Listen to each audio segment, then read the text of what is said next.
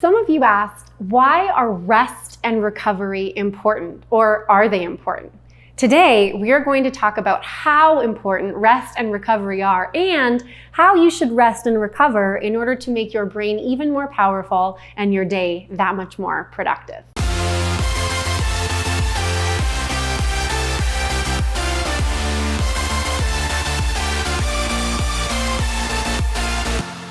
You asked, why are rest and recovery important? Are they important? The answer is yes. Rest is so important for your brain. In another video, I talked about the ultradian rhythm, about how it is that you do need to take breaks and the importance of taking breaks at work. But today I want to talk about rest specifically with respect to your brain. I've got really great news. What the research shows is that what we actually need from a brain-based perspective is more rest, more breaks, and not less. Let me tell you a story. In the Industrial Revolution, there was this gentleman named Sir Lubbock. Sir Lubbock used to believe, based on his factory workers, that rest was in fact a waste of time. And what we should do instead was work people like it's a marathon, like they're machines. Here's the thing. As knowledge workers and as enlightened people, we know that the brain does not work like a machine at all. In fact, you need more rest in your day, not less. And what's amazing is brand new research shows that people who rest more actually get more done in less time. I want to add to this. People who take more breaks, who get more rest, they actually get more done because when they get back to work, they're actually that much more productive and their brain is much more able to produce more for them. I'm going to add to that and tell you that instead of thinking of rest like recuperation, like something that comes after your work, I want you to think of rest as prep. And this is what I often tell audiences, is don't think of rest as reward for a job well done. Think of it more like prep for the work that you will do. Because what research shows is that the quality of your rest beforehand actually dictates the quality of your work afterward. And so I want you to think of rest as preparation for the quality of work that you're going to get done. So many of you asked, if rest is important, how should I rest to make sure that I maximize the quality of the work that I will do? Great question, because I have really good answers for you. Your rest should be fun. You should make sure that as you rest, you find opportunity not just to eat, drink, laugh, play, but that you're also moving.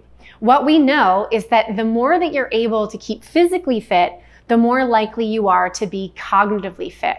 And so when we look at what you should be doing on your breaks to prepare for the quality of work that you will do, you should take breaks, make sure that you're moving, make sure that you're eating, make sure that you're having fun, but make sure that on your breaks, you are enjoying that time. We talked about what you should do on your breaks. Now the question is, how often should you take a break? You should take a break about every 45 minutes or so.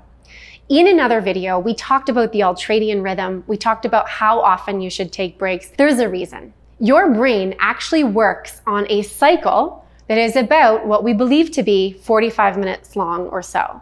What that means is that you should plan to take a break every 45 minutes. If, and here's the only catch, if you are not in a state of flow. Let me explain.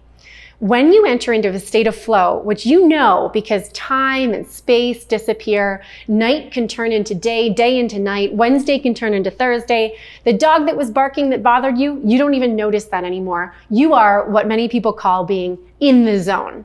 If you're in the zone, don't worry about taking a break, just stick with it. However, if you are finding that you're not in the zone and that you're finding it hard to get things done, plan on taking a break.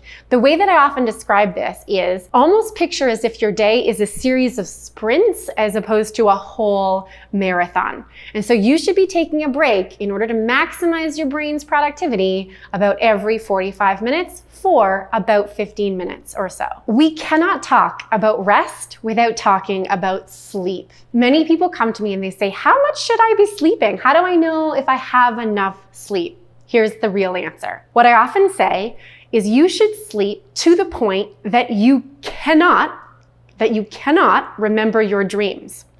Why? If you can remember your dreams, it means that you woke up through the cycle of REM sleep, or not enough after the cycle of REM sleep, which stands for rapid eye movement sleep, which is when you dream.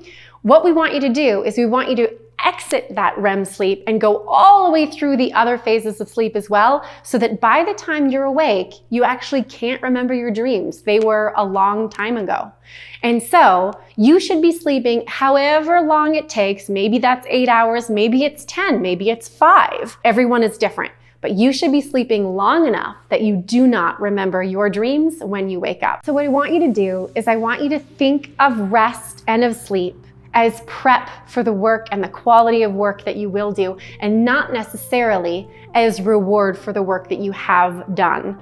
Rest is so important for your brain, and I want you to think about getting more of it, because all the research shows that the more you rest and the better you sleep, the more productive you will be, and the better your brain will be at performing for you. This week, please tell us how your rest went, how your sleep went in the comments below. Like and subscribe, and we will see you tomorrow.